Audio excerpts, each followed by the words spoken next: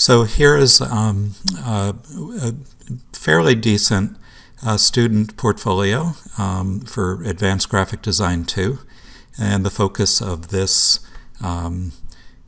semester is to create products for either a startup company or an existing company, and to design a logo and then to apply that logo in various products. So this is the portfolio of Blake May, and he got started with this coffee shop called Latte Don, and this is a typical mock-up where he drew, I guess, coffee beans and found a fancy font. Also, here's a business card, or it could be a billboard. Here's another version of his logo. So that's where he left it for this project. He could have expanded it. But as we go into the next project, I think it gets... Yes, this is a much more full realization. So this is Giannito Designs that he invented out of the blue, and it's basically for men's products, like cologne, shaving cream, that kind of thing.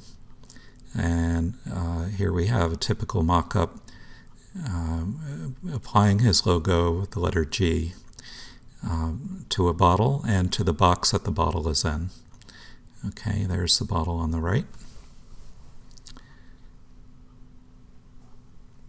That would be one of his logos, and as he started applying it on various projects here. Even a bottle of wine,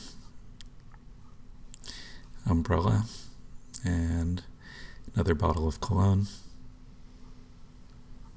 Signage is very important too for the high-end retail establishment that he envisioned. And it looks like a clothing tag.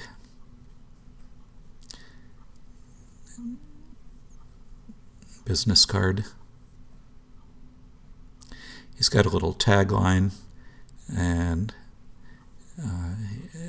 adds to where appropriate.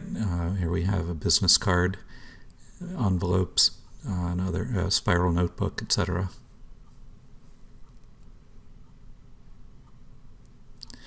Okay, so that is Project 2. Project 3 is, again, a little bit abbreviated, but Cedar Creek Cafe.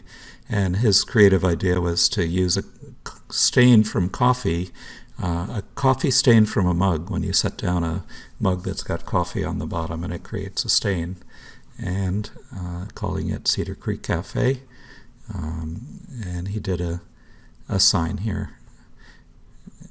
And this will come up later when I take you to the site where you can find mock-up PSD files to apply your logos to. Finally, we have a boot company called Bootleg Company. There's his logo, and applied to a shoebox, and his little tagline, "Reboot yourself." Some carry-out bags with the tagline there.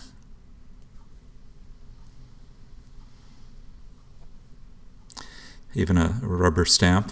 That's kind of cute. The logo itself, and then some signage. And here it is applied to the boot, his EB logo, and Bootleg Company down near the heel there.